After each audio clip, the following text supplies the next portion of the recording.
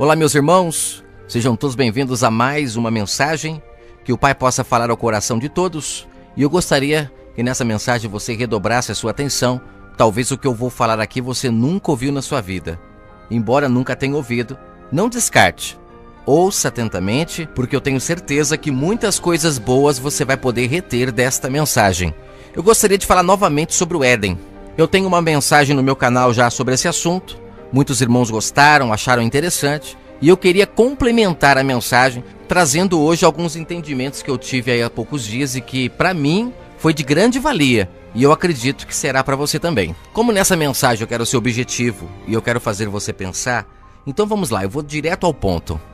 Desde criança, nos ensinaram essa história de Adão e Eva, o Éden, o paraíso, de uma maneira muito verdadeira. Não estou dizendo que não seja. Eu só quero que você pense no que eu vou dizer, ok?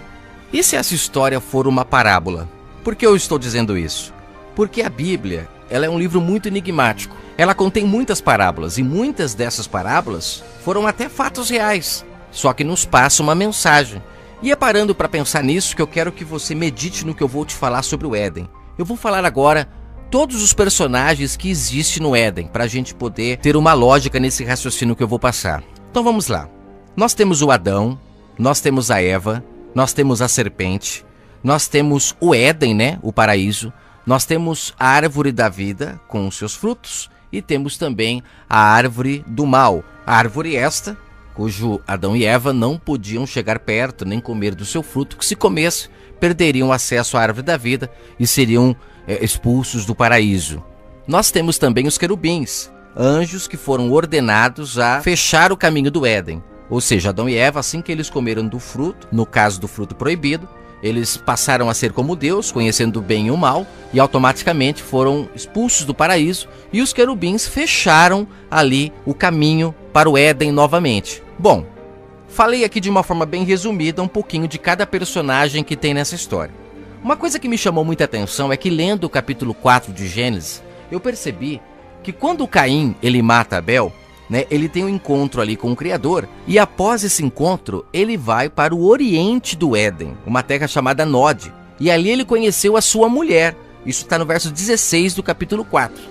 Como pode existir pessoas no lado oriente do Éden, se Caim e Abel foram os primeiros filhos de Adão e Eva? Essa é uma pergunta que muitas pessoas fazem e até gera polêmicas para os ateus, Aí eles criam muitas teorias aí para poder tirar o povo do foco. E quanto mais longe da verdade o povo fica, melhor. Independente se é ateu, se não é. O importante é o povo não entender essa história do Éden.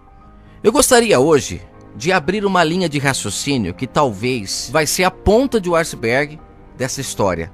Pode ser que traga uma nova visão a muitos que vão ouvir esta mensagem.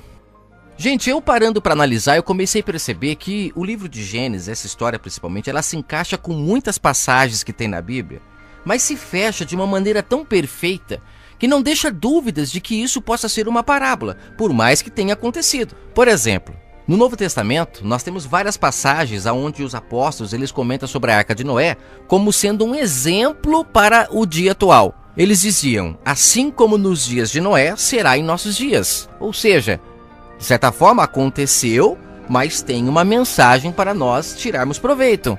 Eu vou agora passar algumas das coisas que me chamaram a atenção nesse livro de Gênesis, principalmente nessa parte do Éden, que dá pra gente comparar com outras passagens que tem muito a ver.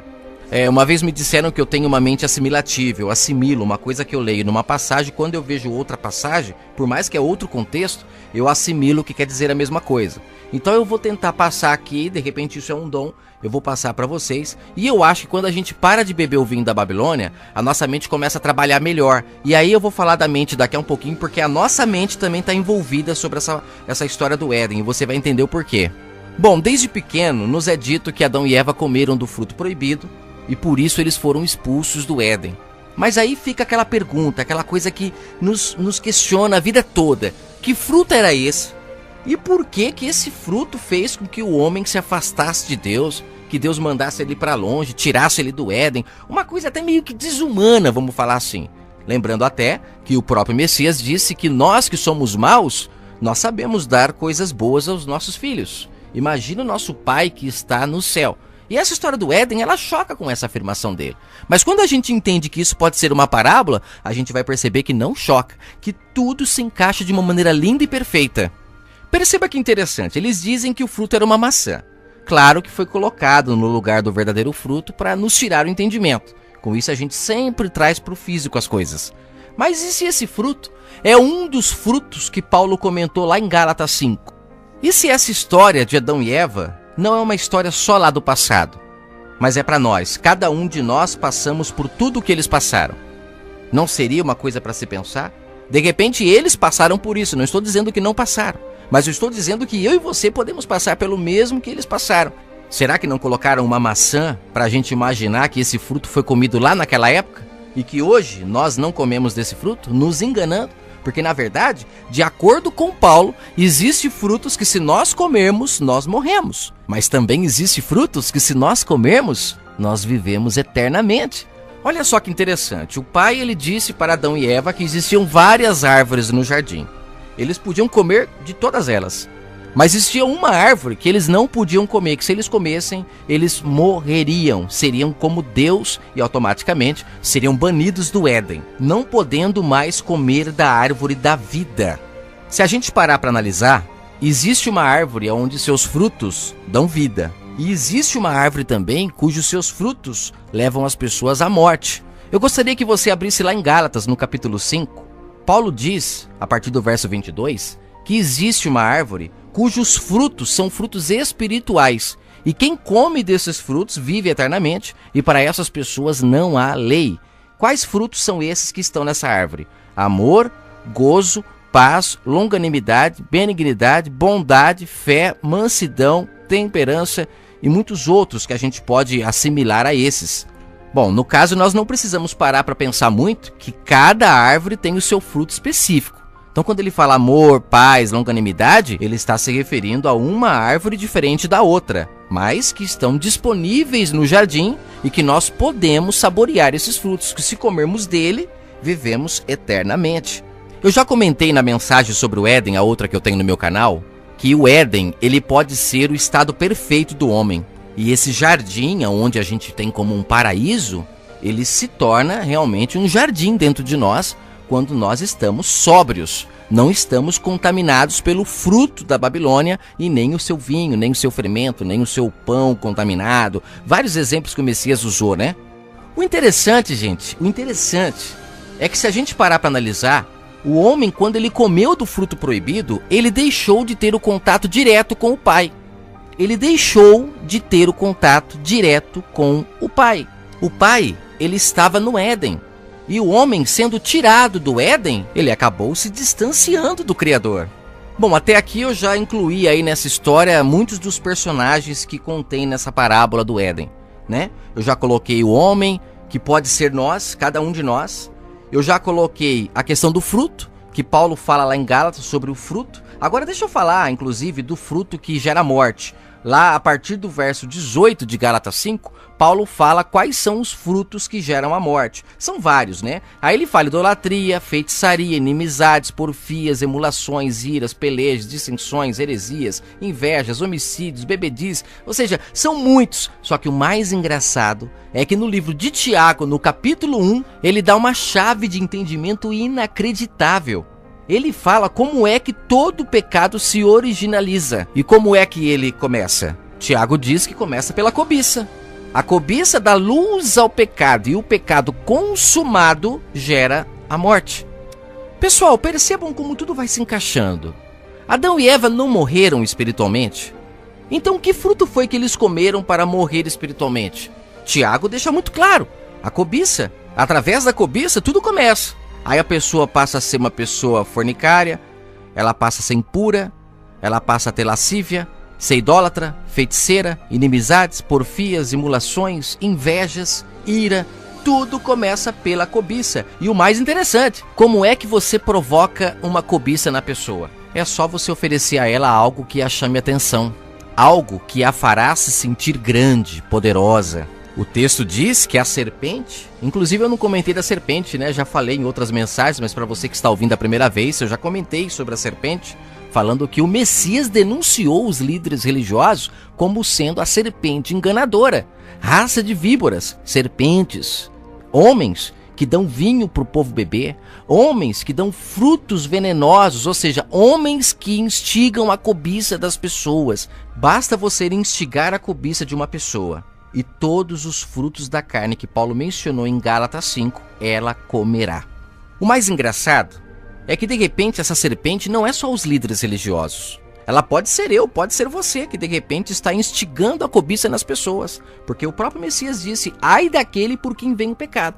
Como é que o pecado se originaliza? Através da cobiça. A cobiça dá luz ao pecado. Aí todas as pessoas que provocam as outras a cobiçarem, de certa forma ela está sendo a causadora do pecado. E aí aquela pessoa, ela acende uma luz, provando e mostrando para ela que ela vai cair, ela vai pecar, ela vai se afastar de Deus se ela comer desse fruto. Mas aí a pessoa come, aí ela começa a saborear todos os frutos da carne, morrendo eternamente. E sem perceber, vai comer com os porcos, lavagem, se afastando do Éden, o seu estado perfeito. Perceba que eu já falei do Adão, já falei do fruto, já falei da serpente, falta falar da Eva, né? Que é interessante que na história a Eva come primeiro, depois ela dá ao Adão. O mais interessante é que a lógica é perfeita. Quem é que dá o fruto para ela comer? São as serpentes. A Eva, ela foi criada para ser auxiliadora do homem. É falado muito isso em casamentos, mas e se de repente essa Eva não é uma pessoa? Elas são as leis do pai. Porque o homem, quando ele se afasta do pai, ele se torna carnal, ele precisa de leis para não viver sozinho. Porque se ele não tiver lei, ele mata, ele rouba, ele faz um monte de coisas erradas, como Paulo disse, eu não saberia o que era matar se a lei não me dissesse não matarás. Então a lei, ela servia de auxiliadora do homem, para o homem não se perder completamente. Mas essa lei foi fermentada, e o próprio Messias falou muito disso, sobre o fermento dos fariseus. Eles mexeram nas leis, eles mudaram tudo. Inclusive lá no livro de Jeremias, Jeremias fala, em vão trabalha a falsa pena dos fariseus. Porque fariseus, eles estavam ali, mudando toda a lei que foi criada para auxiliar o homem, ela estava sendo mexida para o quê?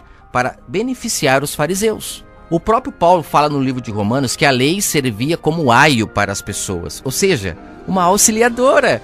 Olha como tudo se encaixa. É um homem precisando das leis do pai, não matarás, não roubarás, ou seja, mesmo o homem se afastando do Criador, o pai teve todo um carinho de criar uma auxiliadora, alguém que ajudasse o homem a não se perder totalmente. E aí o que me chama muita atenção é por que a lei foi colocada na tábua de pedra. É porque ela não podia ser colocada no entendimento.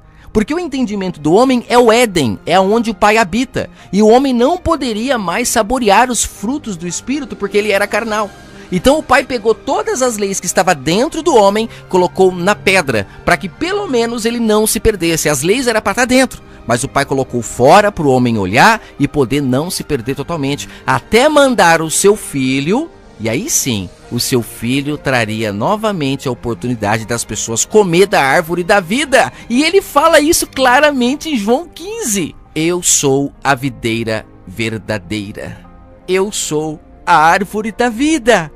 Quem comer de mim não terá fome, não morrerá eternamente, mas viverá para sempre. Perceba que em Jesus estão todos os frutos da vida. A árvore da vida é Ele. Quem comer dele não morre mais. Quem comer do fruto proibido que esses líderes, que essas serpentes, não só os líderes, mas o sistema todo, perceba que a TV, ela incentiva as pessoas a comprarem, é cobiça, é mostrando uma pessoa com um novo penteado, uma nova roupa, um novo carro, o tempo todo incentivando as pessoas a serem cobiçosas, porque quando a gente cobiça, a gente passa a ter inveja, ira, porfias, passa a ser idólatra, começa a ter todos os frutos que nos afastam do Criador do Universo, e nós não temos a lei dele dentro de nós quando comemos do fruto que essas serpentes nos dão.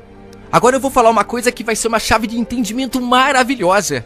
O pai construiu o tabernáculo para o povo de Israel. Inclusive, sobre essa questão do povo de Israel, é muito interessante eu falar que o povo de Israel foi um povo escolhido entre os milhares de povos que existiam no mundo para trazer o Messias ao mundo e automaticamente abrir novamente o Éden para as pessoas. Independente de ser o povo de Israel ou os outros povos, eles foram escolhidos apenas para abrir o Éden de novo. E o Messias fez isso quando o véu se rasgou. Quando o véu se rasgou, significa os querubins abrindo o Éden novamente. As pessoas podendo voltar ao seu estado perfeito, buscar o Pai em espírito e o encontrando, não morrendo mais.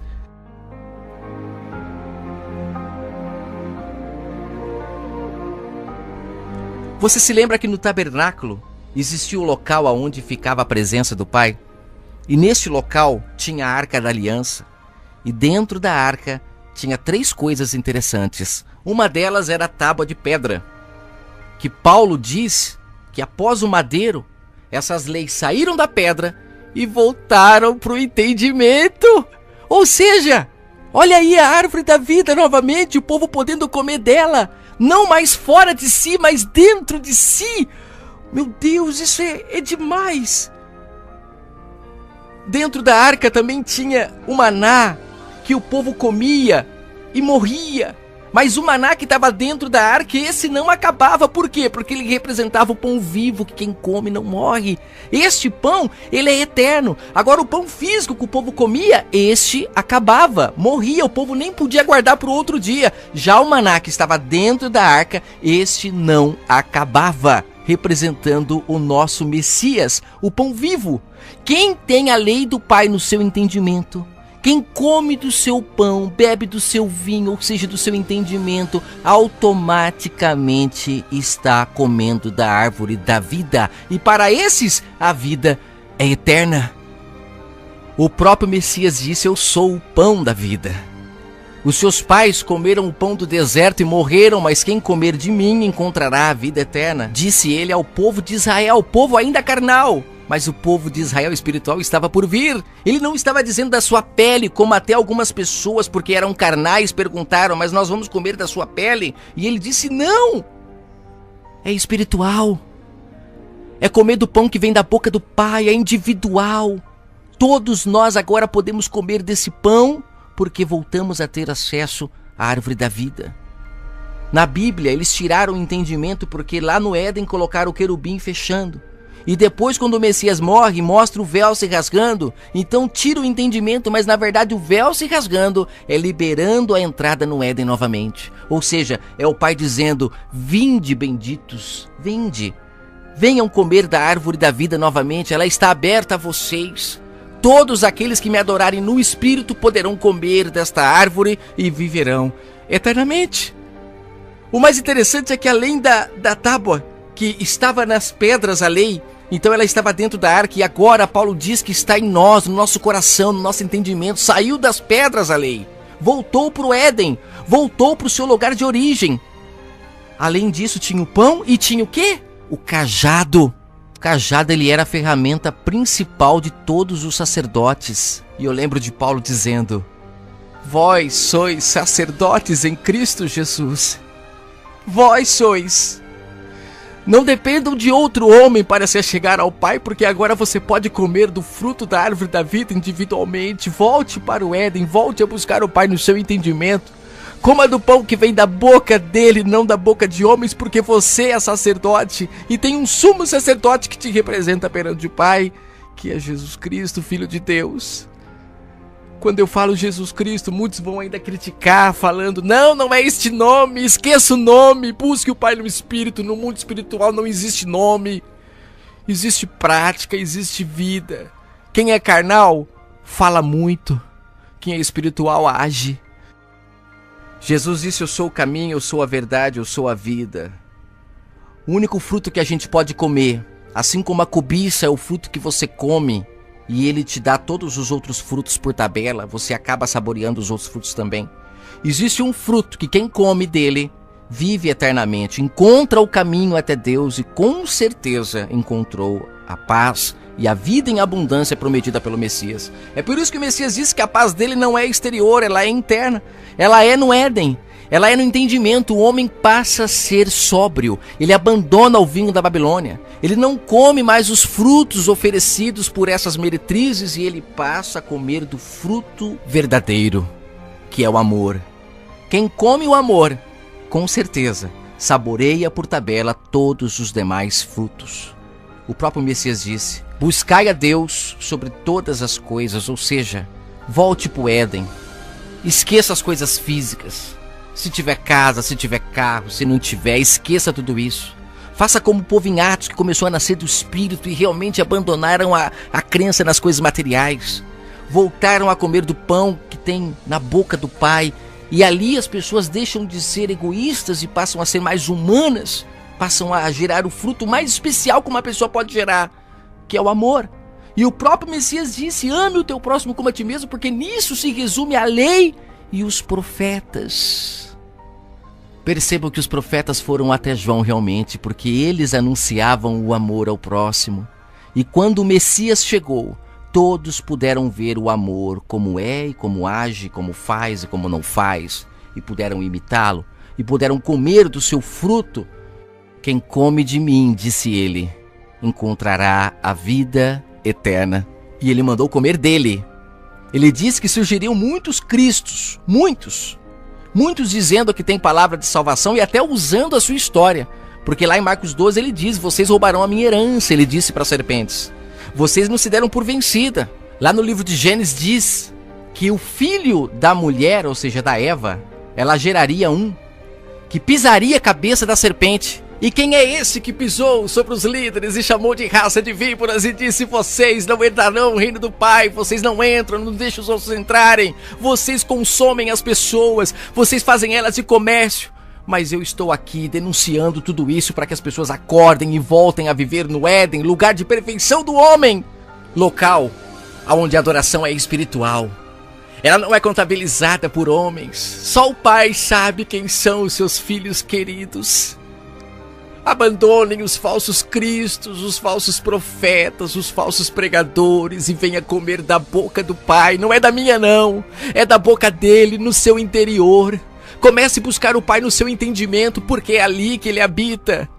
No tabernáculo ele habitava no Santo dos Santos. E aonde é este local hoje no homem? É no entendimento, local onde a lei do Pai está.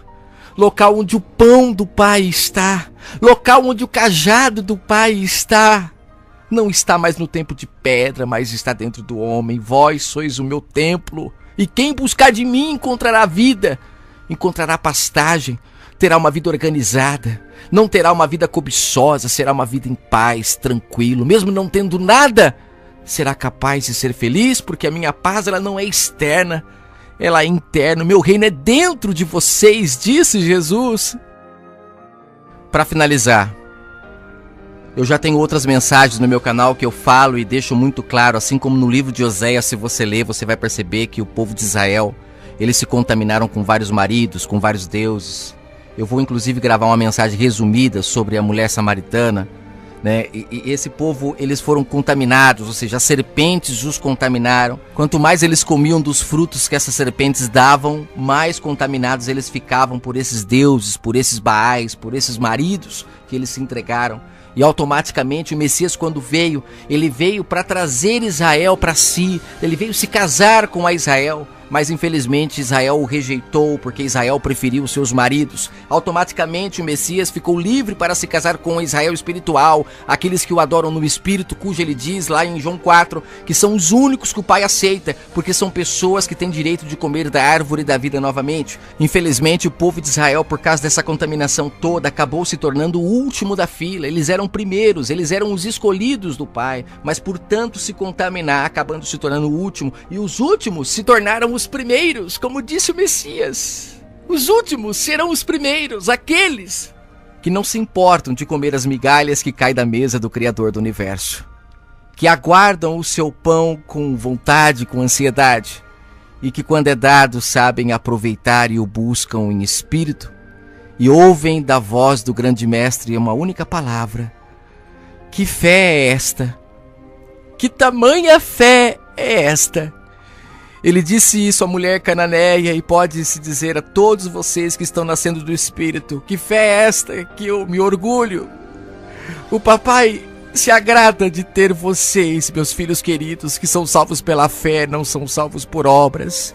Não ligam para a carne, a adoração carnal acabou, agora é no espírito, é amor ao próximo, come do fruto do amor, da bondade, da lealdade, da paz, vivem em harmonia com o próximo. São esses que eu amo, são esses que eu quero para mim de volta no Éden. Eu não quero filhos interesseiros. Eu quero filhos verdadeiros que me amam pelo que eu sou e não pelo que eu posso dar a eles. Lembre-se que no livro de Oséias, a coisa que mais Oséias chamava a atenção do povo era que o Criador do universo estava esperando eles abandonarem os seus amantes para voltar a ele. Eles pegavam tudo aquilo que o pai dava para eles e oferecia a seus amantes, não reconhecendo que era o verdadeiro marido que os davam, que era o Criador dos céus e do universo que os davam. Mas eles apresentavam os seus maridos, e os seus maridos estavam ricos, poderosos, enquanto o Criador do universo apenas assistia toda aquela prostituição, toda aquela idolatria. E o pai manda Oséias se casar com uma prostituta para mostrar como ele se sentia, dando tudo para sua esposa, e a sua esposa o negando, oferecendo tudo o que ele dava aos seus amantes, aos seus baais, aos seus senhores. Mas no capítulo 2 de Oséias, alegre-se, no capítulo 2 de Oséias ele diz: aqueles que buscarem o Pai no seu íntimo, no seu coração, o encontrará. Abandonará os baais, abandonará todos os maridos falsos e buscará o Pai no seu entendimento. Não mais na carne, mas em espírito. Só para finalizar, no livro do Apocalipse, capítulo 13, diz que a besta, ou seja, o marido adorado pelo povo de Israel, inclusive no livro de Ezequiel, fala no capítulo 8 sobre esses maridos, que selavam as pessoas, né, com o engano, selavam as pessoas com o adultério perante o pai, com a fornicação, que davam vinhos, que davam frutos proibidos para eles comerem. Diz no Apocalipse 13 que embora o Messias houvesse ferido a cabeça dessa serpente, desse ídolo, esse ídolo se levantaria e o mundo todo o adoraria. A mulher samaritana, ela teve 5 maridos. 5. Um deles era o Baal, Osíris e tantos outros que eles adoravam. Ela teve 5. O Messias disse: o que tens agora não é teu, já estava no 6º. E o 7º marido é a besta que está aí hoje. O mundo todo a adorando fisicamente, buscando em templos, praticando obras físicas, obras que foram necessárias para Israel, como o batismo na água, ceia. Tudo aquilo foi necessário para Israel, para eles poderem enxergar o mundo espiritual, porque eles eram totalmente carnais. O povo queria inclusive comer a pele do Messias quando ele disse: eu sou o pão. É por isso que o Messias usava o pão físico para representar ele. Mas para aquele povo, os nascidos do Espírito não precisam disso. Eles comem do pão verdadeiro, do pão espiritual. Mas muitos estão comendo dessa prostituição, dessa falsidade. Em cada esquina existe um templo, existe uma prostituição, existe uma prostituta esperando a quem possa tragar. Infelizmente as pessoas estão dominadas por esse ídolo. E aí você vai falar: mas você falou o nome dele. O problema, gente, é que não é o nome, são as práticas.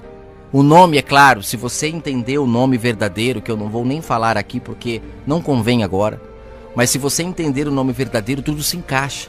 Porque o nome verdadeiro do Pai, ele habita em nós, ele está em nós. Ele não é um nome que você possa falar, pronunciar, ele está em nós. Mas infelizmente, o ídolo que está aí tem nome. E no Apocalipse diz que as pessoas serviriam ao ídolo imagem ou ao ídolo nome.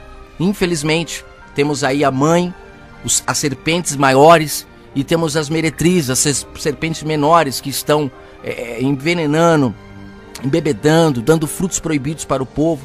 E o povo tem se tornado cada vez mais carnal. E quanto mais carnal o homem se torna, mais fácil é para selar o povo na carne. Mas o povo não sabe que já estão selados no Espírito há muito tempo. Desde o livro de Ezequiel, o Pai manda selar os deles no entendimento. Desde o livro de Ezequiel.